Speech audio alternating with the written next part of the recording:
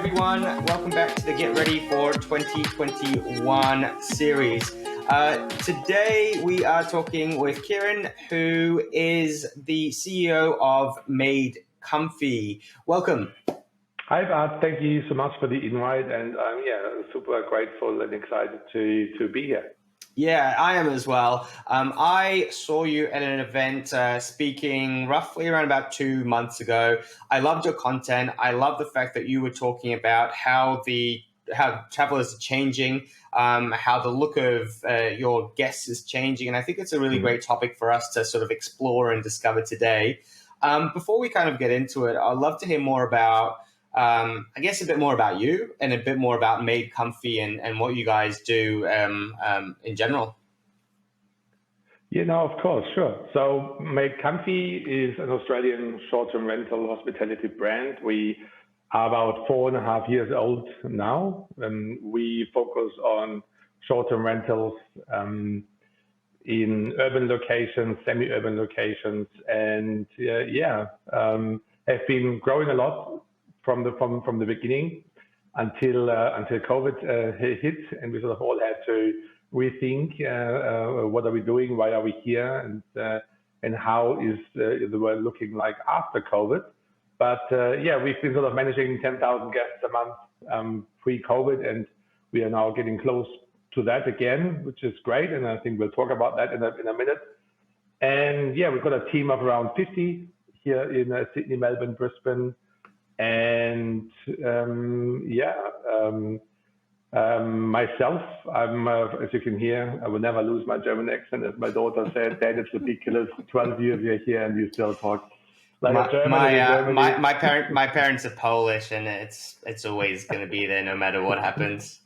Yeah, I always feel good when I listen to British people still having their British accent. And I thought it's maybe it's not just me.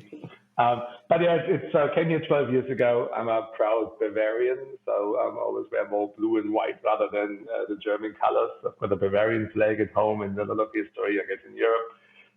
Also with Bavaria, but big Bayern Munich supporter. I've got 2 kids.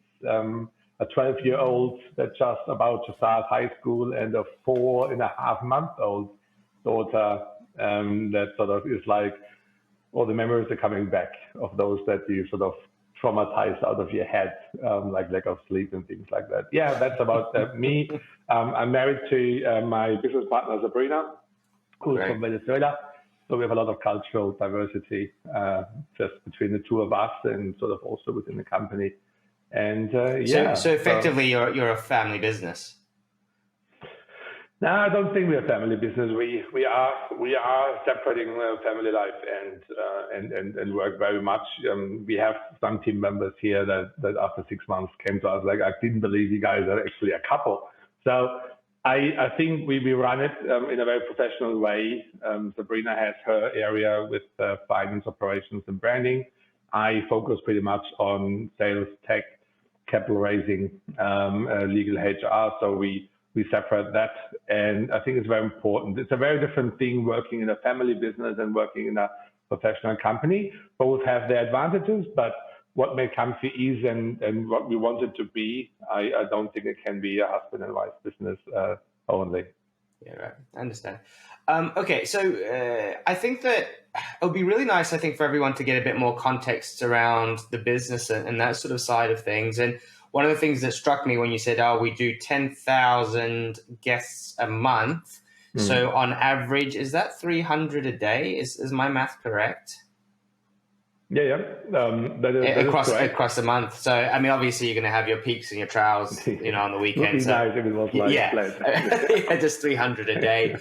So I guess that's an awful lot of different things that you need to look after and to manage. And your business is quite, it's all over Australia. Is that right? You guys aren't international at the moment. It's in every state. How does that part look?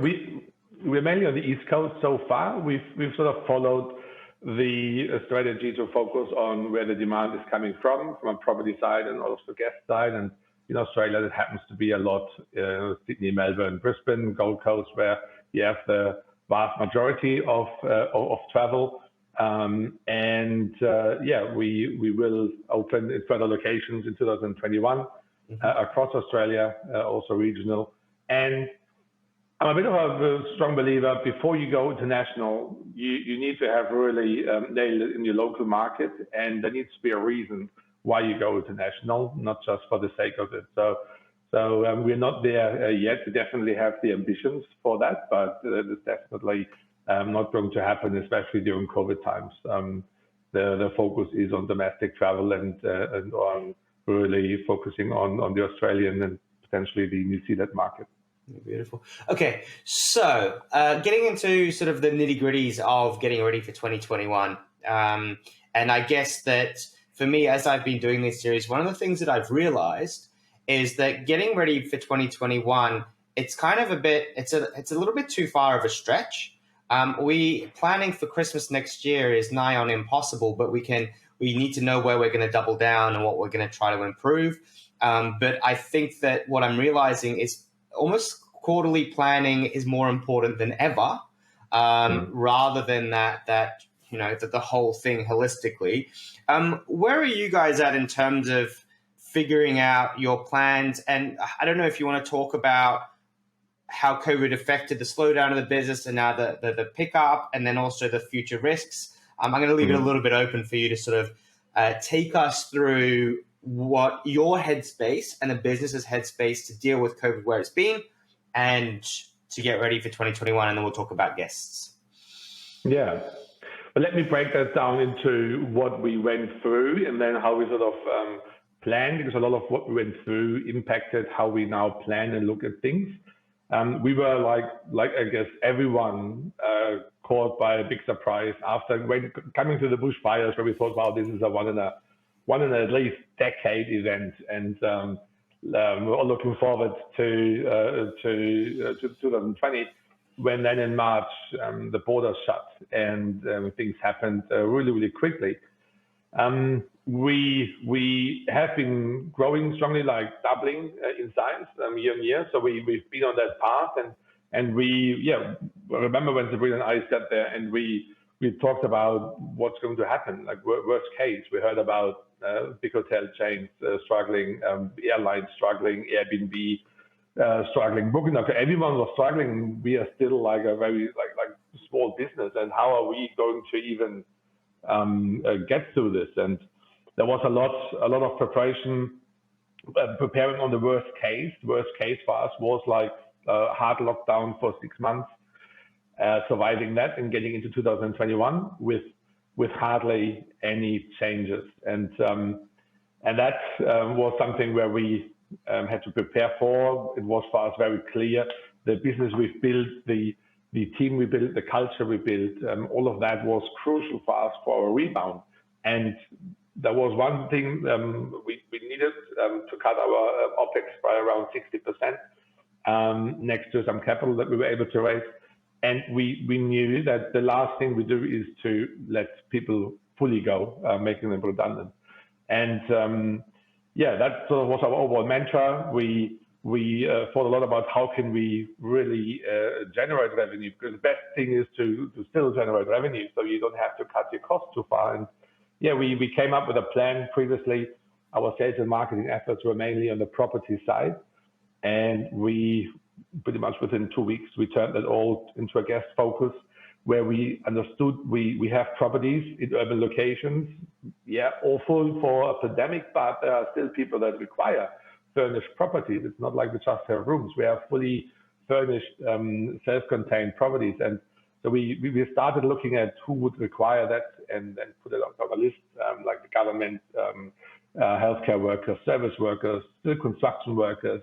There are still a lot of people moving around that might not want to stay where people get quarantined.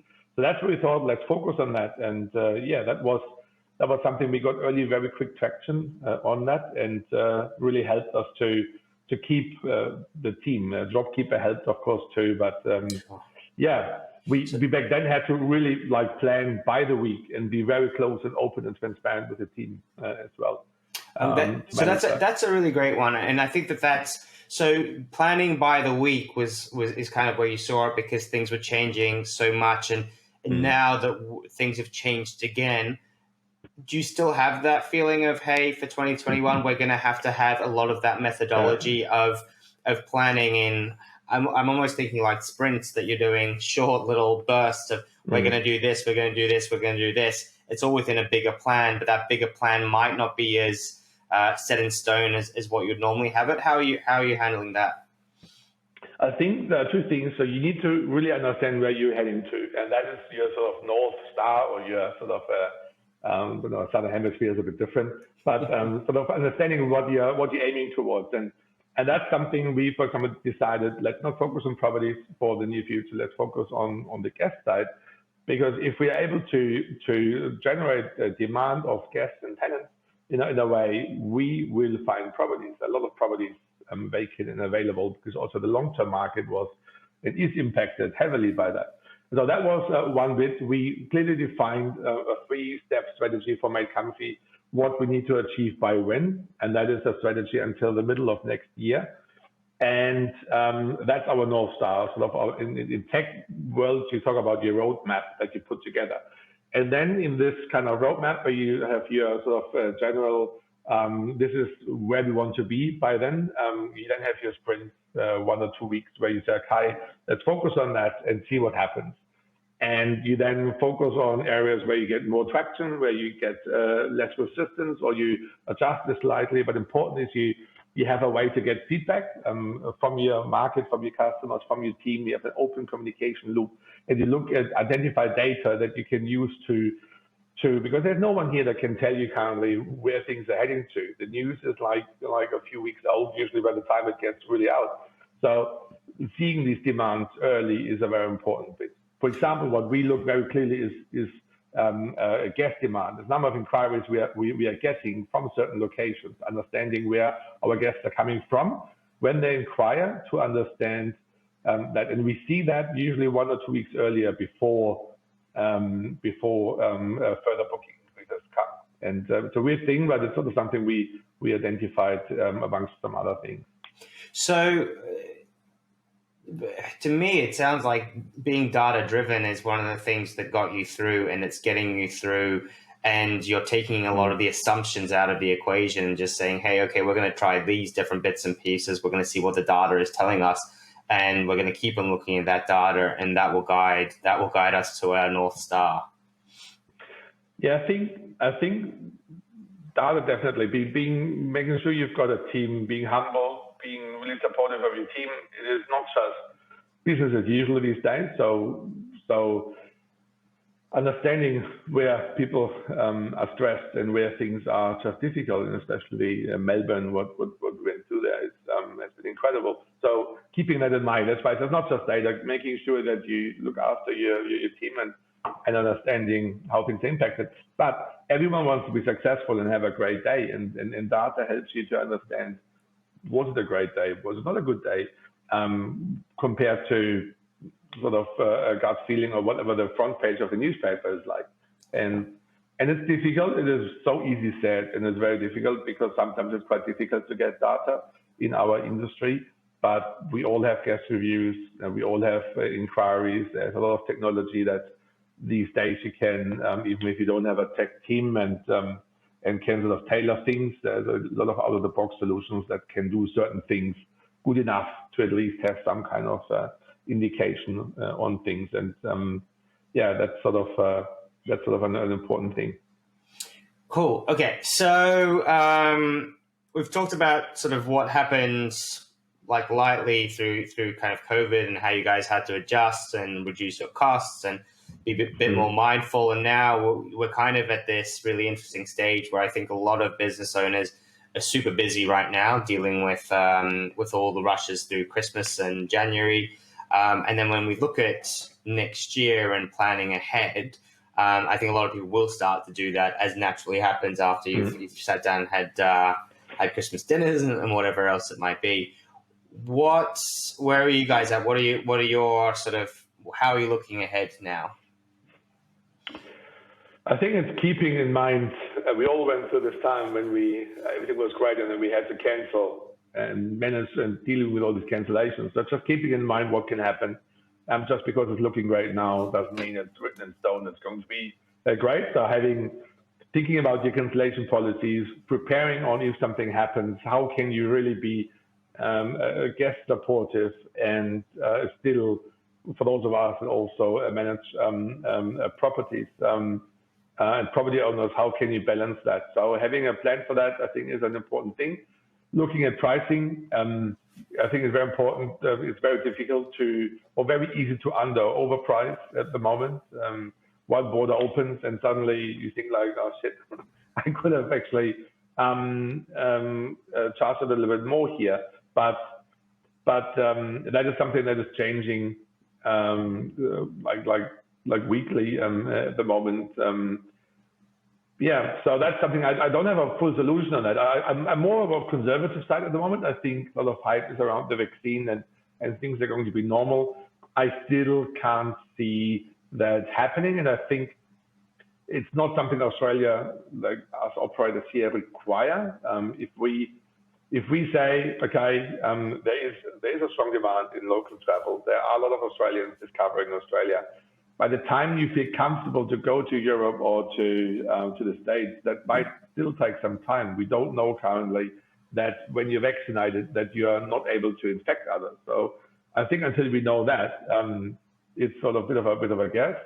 And I also think that before Australians leave Australia, I think that international travelers will come back here, given how well we've managed it and what kind of freedom you can live here. From a COVID safe point of view, we don't require masks now. Social distancing is lighter than it's, for example, in Germany, or in Europe, where most locations you can't really go out. So that's, in my eyes, still continuing in 2021, and it's an advantage for us here in Australia. And being prepared for that is good, but not banking on a large number of international travelers that will come here. I think it's an important thing to not get too positive into it. Okay, cool. So there's a few points I might go back to in terms of those three main areas that you sort of identified for 2021, and in terms of those plans. And there's some things that I know within our community we talk about an awful lot, and we want to try to get the point across as to how important it is to look at different areas. I'm gonna leave the things going bad until the end, and planning for that, which is, I think, no one really wants to talk about that particular part, but we have to, and I think that it'll be great to bounce a little bit about that with you. Yeah. But before I do, the local travel part, I definitely agree that we can see it, that everyone is traveling locally. We can see that also that there's markets that we never had in Australia before, like the cashed up market, people that used to travel abroad and now they're looking for opportunities and places to stay in Australia. There are opportunities there. But pricing was the one that really stood out for me. And I think that there's a lot of people right now that have their properties and they just don't know how to price it and how far ahead that they should be looking to sort of set different prices. There's people that are leaving the OTAs. There's some people who want to join new OTAs. It's quite confusing and quite hard. Do you have any tips or recommendations in terms of what people should do to get it right, or as close to right as possible, and what they should be looking at? No, I think that's a good question. It is not an easy answer, which is why so many people are struggling with that. I think, in my eyes, it's all around understanding what property you have and where people are that are your target audience, and what is your sort of typical customer or your persona. And I think that's something that is important for you to put together. What's the persona of typical traveler that would stay in your property? And then when you define that, and we do this, for example, going down, we give these people a name. We say it's, for example, it's Arthur. Taking a typical business traveler for us. Arthur, he's in his mid-30s. Usually he's an auditor working for an accounting firm. He books where he is most convenient, which is either on Booking.com, Airbnb, and he has certain expectations. By doing that, by looking at your property and understanding who your persona is, it helps you then to understand where they are coming from. Because one thing is saying, oh, I don't like the OTAs and want them to book guests to book directly. It's like, oh, you have to be found somehow. Yeah. And that's why this is really important. You might have a very, very established business. There is a good friend of mine, Pete Smith from Weekender. Since 15 years, he's been building his brand. And of course, he's got a really strong direct business because he's also very clever on how to market to those people. But he's also relying on OTAs, and he knows why he has the OTAs. But he has a very clear strategy in understanding what his persona is and what kind of guest he's targeting to. So number one, understanding that is very important. Then when you know what persona you have, is understanding your competition, your market. I think these days it's much easier to market your property than international travel sense. To market in Australia is easier than to market in the US or in international, where you may be more reliant on an OTA to find certain travelers. So be thinking about that. Who are your competitors, and where can you find your sort of guests will help you, and it also helps you to understand how do you position it, how do you describe it, what are important amenities to highlight, to feature. When you know your persona and who your competitors are and what your property's advantage is. And once you've done that, you also will have an understanding of your price set by looking again on similar listings in the area, doing your market research. I think any kind of marketer is doing that. Market research is part of that, understanding what your price range is. And once you've done that, it's really understanding what are the demand drivers. There's some software that helps. You've got Wheelhouse, Beyond Pricing, Price Labs are, for example, for the short-term rental side, a few tools that help you just with the demand side. That don't take away your research and understanding your property, but they help you with sort of identifying some ups and downs. That's something to look at. And yeah, the bit then is to literally collect your own data, look into how have the how did I go last year? Where could I have priced a bit more? Where was my occupancy too high, too low, and things like that. And that's then the last bit you put in there to analyze that. So that's sort of on 3 steps how you can approach that to then have a good grasp of not being too off with your pricing. I think that's terrific advice.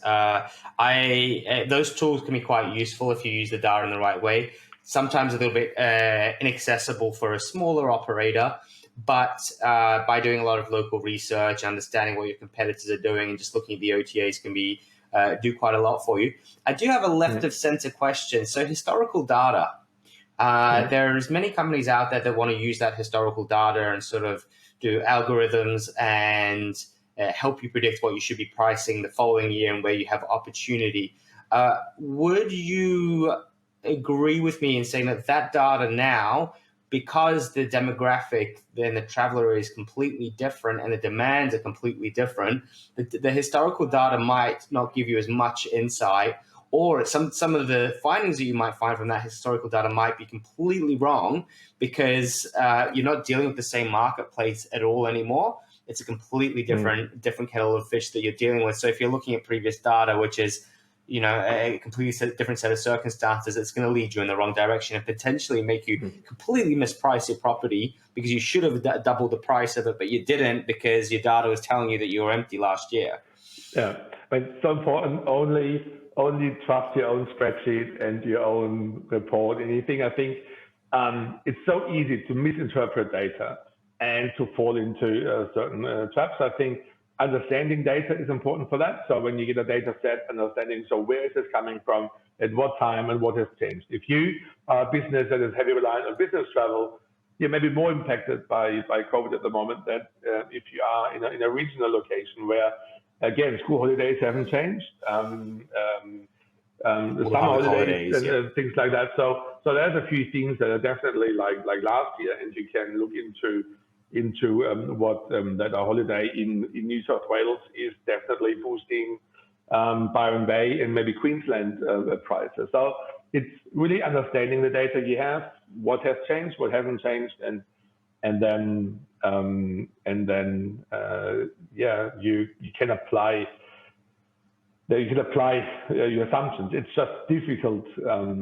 It's just difficult to get this really right. And this is why it's important to, again, look at things weekly or daily, your booking trends. If you get too many bookings, it's maybe an indication that either something has changed in legislation, the border is open, or that your pricing is slightly off. And if you're below your target audience a month out, occupancy a month out, maybe your price is a little bit too high. So a lot of that is still tweaking things, being close to it, and there is no set and forget in pricing. And I would say that now the whole pricing or looking at your pricing is more important than it's ever been, because there's so much opportunity if you do get it right to completely transform your business and your revenues if you can get that part right. I think in the past there was a little bit more of a given, and it was quite flat and structured, and you could have growth opportunities. But here it's literally within one day to the next, things can change quite dramatically. And there's a lot of reports out there about what consumers are doing and how everything's changing. For example, right now, a lot of places are booked up all the way up until February, March. And then there's people saying, hey, the demand's going to drop off after that. But then there's other people saying that it's going to only get more because there's people that aren't able to book at the moment. So looking at that pricing all the time is super important. Remember, you don't want to get booked out too far ahead. Because it just means that your pricing is just too low. You need to keep it high and keep that stock available. So then get those people with a bigger budgets to book with you. There's also this kind of thing. You depending on how long you're in the game, you have a bit of a feeling what revenue you and your owner is happy with. And there's this kind of bit as well. Like we are allowing bookings 12 months out. But our prices in 6 or 12 months are quite opportunistic on the upper side, where we say, okay, this is, if we get there, we are fully happy. And if we're a little bit off, well, at least we did get bookings where we are totally fine with. So it's this kind of balance between being a bit too greedy, and you can always maybe max it a little bit more. And that's maybe easier for hotels when you have the same room type many times versus having like a short-term rental, which is a unique thing that is only once there. When it's not booked, it's just not booked. So it's a bit more difficult, I'd say, for the short-term rental side than for hotels, where you always have a bit of a stock that you sort of price a bit cheaper for going out to just test how demand is, and then you adjust that. That's something that is a bit more difficult with houses and single properties. Yeah, understood. Cool. Let's touch briefly on preparing for the worst, because that's something that in this series we haven't really touched on. And I think that it's one of those ones where, being an entrepreneur or a business person, you kind of put that to the back, and it's all about growth and being optimistic and not planning yourself to dig yourself into a hole. What are your strategies around the planning? Obviously, cancellations. You've got your policies that you're changing. What else needs to be done as a business owner to make sure that you're resilient to potential local lockdowns or changes? Yeah.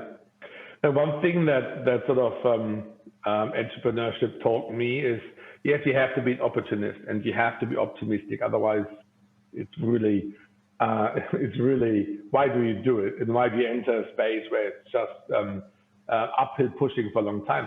But you also have to be a realist, and you can't plan being optimistic. You have to plan for the worst and have a plan in the drawer for the worst. And I think that's something, the more years you're in the business, and I think a lot of the viewers here would have had scenarios that simply got thrown at you, where it's very difficult and you're getting at the edge of what the business can really do. And being prepared for those moments, I think, is an important thing. And it is very naive, I think, if you just think everything will be great and I'll just deal with the problem when it happens. And of course, it's not sexy to plan with that either, but it helps when you get to that point to have a plan that helps you to when everything looks like really dark and difficult, to say, hey, like, there is a way out, and it is not the end of things. And I think that is in business as much as in life to just be prepared for things that are unlikely, or it's just a question of time until they happen. Now, in our current situation, I think where we are now in Australia, the control we have and the situation we are in, I think the worst case is by far more unlikely now than it was maybe 6 months ago or 3 months ago, maybe even 2 months ago before Melbourne opened up and New South Wales opened the borders again to Victoria. So I think there's a lot more stability. The vaccine is coming, and we know it's definitely working. It's a question of time now. So I think the likelihood that worst case again, full lockdown fully across Australia, I don't think that this is going to happen. But if there's a lockdown in your area or any kind of border closing, it's just important to have a plan in the pocket, which means like how do you deal with cancellations, how do you work on your cash flow, having a cash buffer in place, understanding how you can understand what government support you get, how you communicate with your team and these things. And having that just thrown up somewhere, I think helps and keeps you better at night as well to sleep.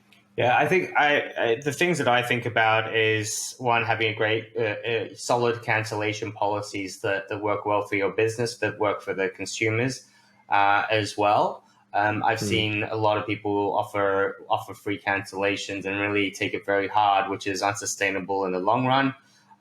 You want to make sure that policy, whatever it is, if people can rebook or not, that you've got that figured out and put a bit of time and effort into it. Which is good business practice anyway. The other one is the cash flow element.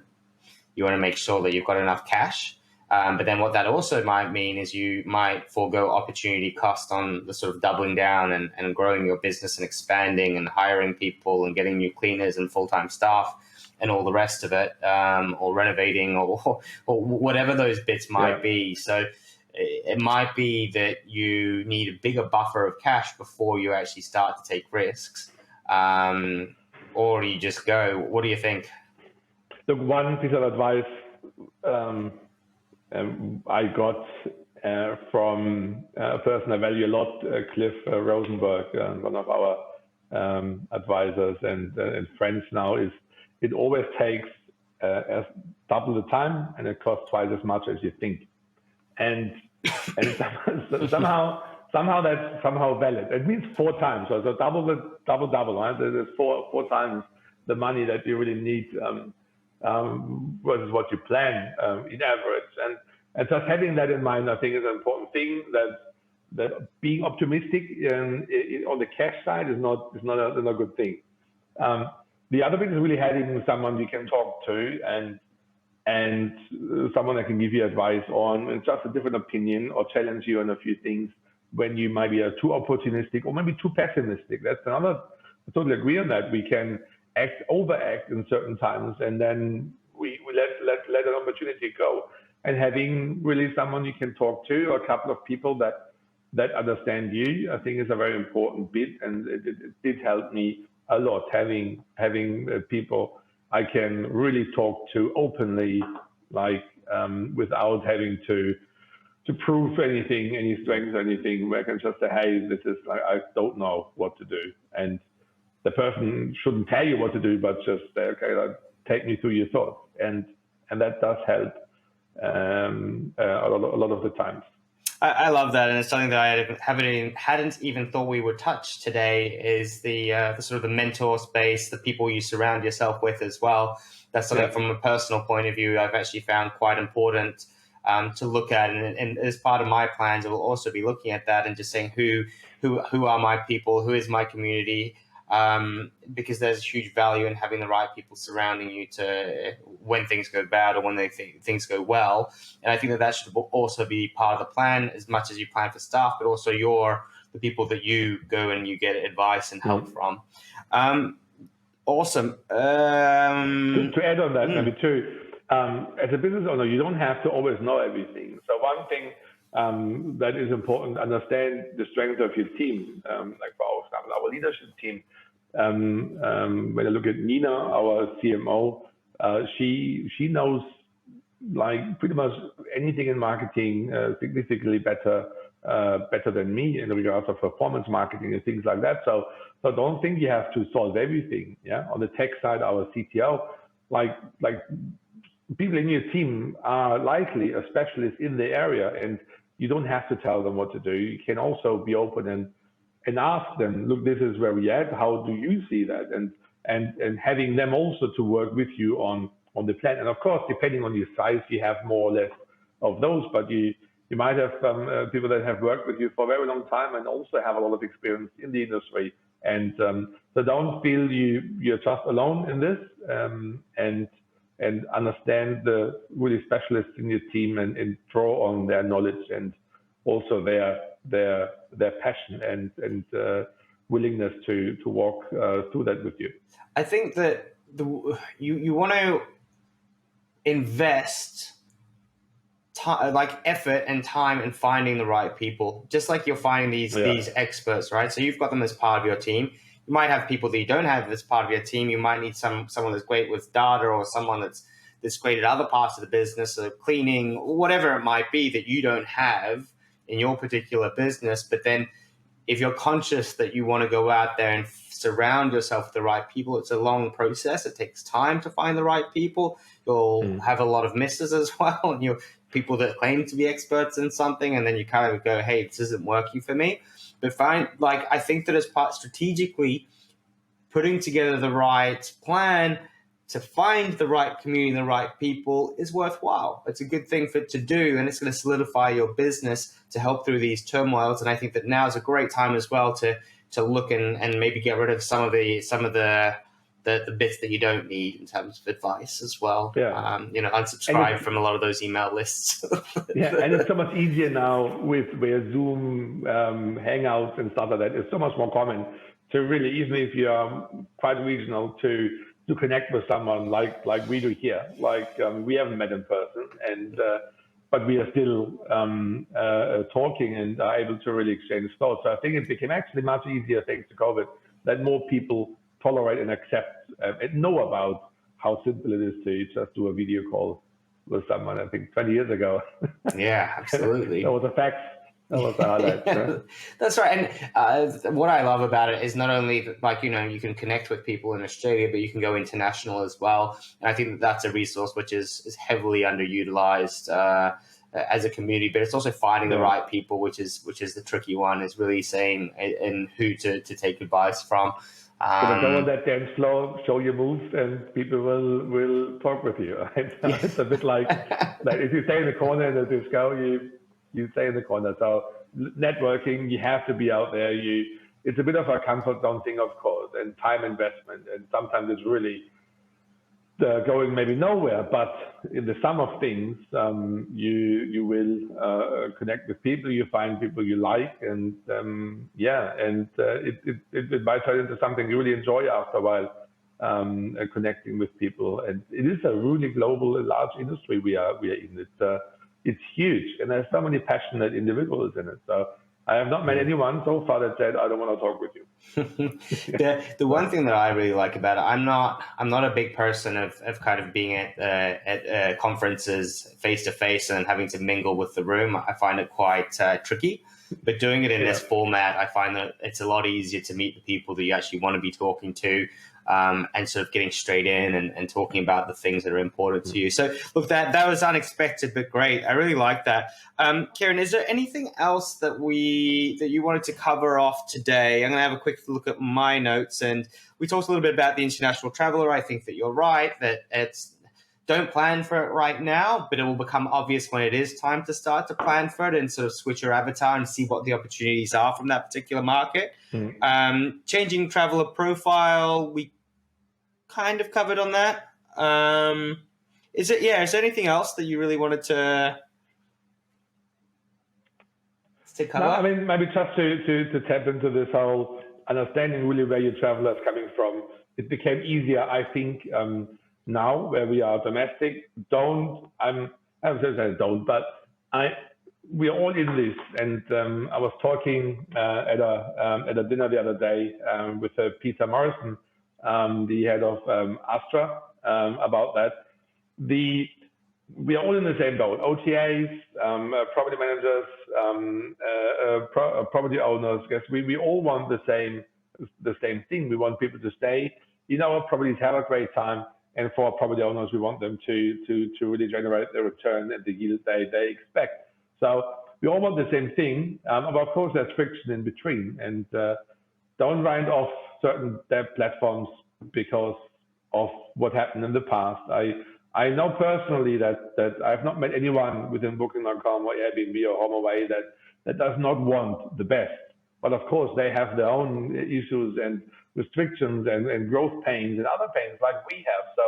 So being open-minded about that we are all in there for the same thing. We all need each other in some form. And with that kind of optimism, seeing the good and assuming good faith in everyone, I think is helping. And the best case, in the next couple of years, we're going to have an amazing time in Australia, us all discovering Australia a bit more and having a lot of awesome guests in our properties. And all of us got a little bit smarter during COVID as well. And a bit of a thicker skin. And what can come after this? I shouldn't say this, but touching things. But let's hope that this was the biggest impact in our careers, and positive things can only go up from there. Yeah, great. I love that. Just stay positive. Look at the bright side of things. Make sure that you see people in a positive light, because we are all trying to help each other, and we're all battling the same battles every day. So we might as well be working together rather than against each other, be it a big company or a small one. Let's figure out the way that's going to be best serving to everybody. Beautiful. Thank you so much. I really appreciate it. Quirin, what's the best way for people to contact you, reach out if they wanted to reach out? Is there anything that we can do for you as a community? I mean, like the easiest way is connect with me on LinkedIn. That's the quickest way. I'm not too much on the other platforms. So LinkedIn, send me an email. It's my first name at MadeComfy.com.au. And I'm super happy to help anyone, try to help at least. And I've met a lot of really interesting people that way. Don't think you're alone in there. To help us, to be honest, like there is not really anything where I'd say that would be great, and where we sort of need it. Speak positive about MadeComfy. I think when you hear about us, that's a nice thing. And if there's anything we can help with in any way, we are very open and supportive in general. And I personally really just wish that all of the ones here listening are going to have a great summertime, catching in those bookings, and being prepared for a very exciting 2021. Yeah, I remember in 2019, exactly the same time of the year, I was like, yeah, 2020. Let's get rid of 2019. You're a good man. Thank you. I think it's good. It's good. 2021 will be good. I'm quite confident that it will be. Can't be much challenges, but can't be much worse, right? Can't be much worse. You're a very humble man. I appreciate your time for doing this, for spending your time talking to people and trying to help them out. It's very noble of you. I know that you're not doing this out of any self-interest, which is great. I look forward to our conversations over the next 6-12 months. I'm sure we'll connect again, maybe on here or another platform or whatever we might do. So thank you so much. And we will catch you on the flip side. So thank you.